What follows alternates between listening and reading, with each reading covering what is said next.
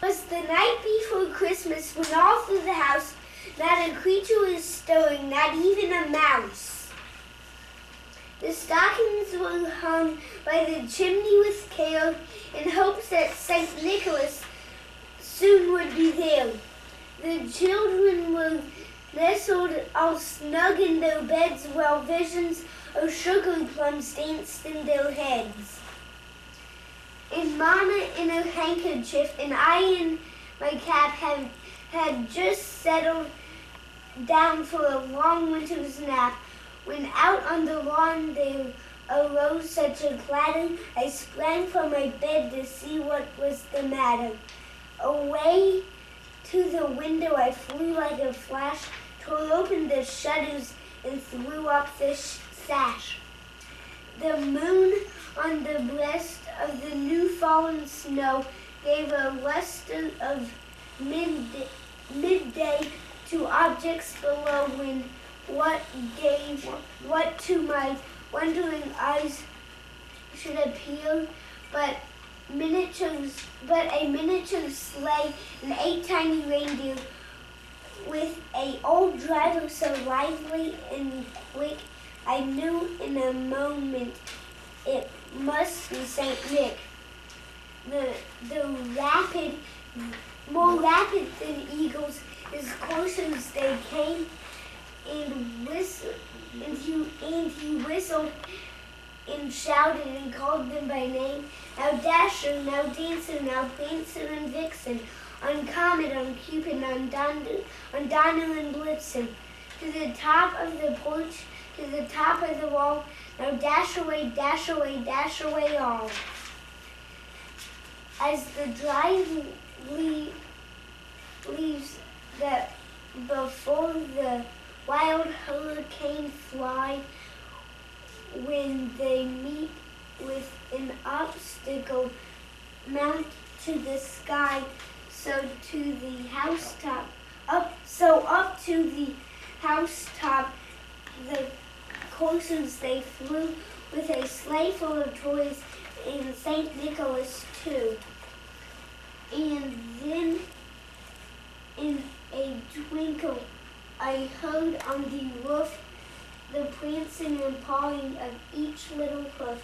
As I drew my head and turning around down the chimney, St. Nicholas came with a bound. He was dressed all in fur from his head to his foot, and his clothes were all tarnished with ashes and soot. A bundle of toys he had flung on his back, and he looked like a peddler just opening his pack. His eyes, how they twinkled, his dimples, how merry, his cheeks were like roses, his nose was like a cherry, his droll little mouth was drawn up like a bow, and the beard on his chin was white as the snow. The stump of a pipe he had held tight in his teeth, and the smoke it encircled his head like a wreath. He had a broad face like a little round belly that shook when he laughed like a bowl full of jelly. He was chubby and plump like jolly old elf, and I laughed when I saw him in spite of myself. A wink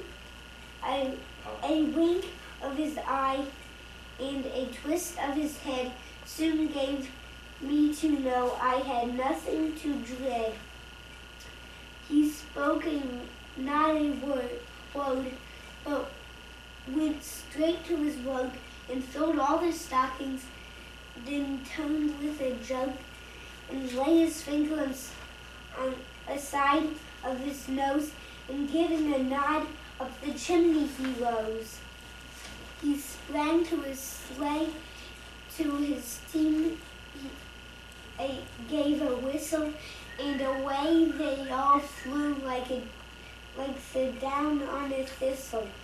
But I heard him exclaim as he drove out of sight, "Merry Christmas to all, and to all a good night."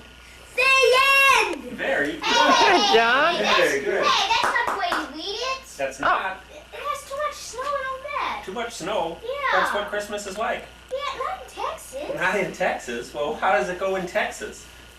It was the night before Christmas in Texas, you know, way out of the prairie without any snow.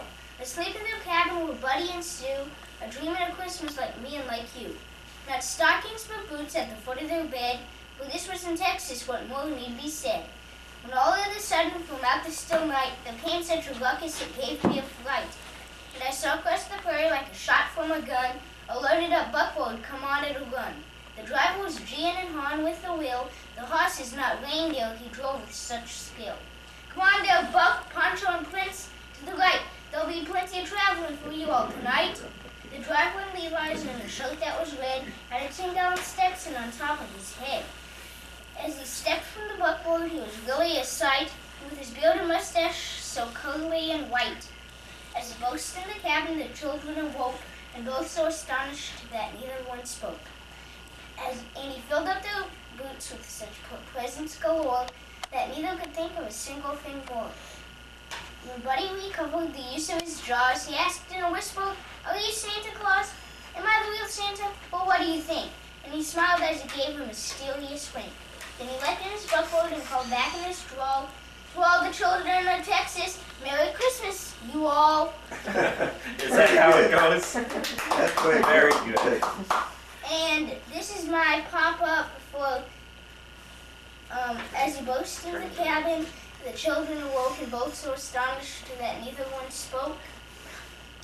So you did a pop-up diorama. Did you make that stuff? Oh, that's good. Right?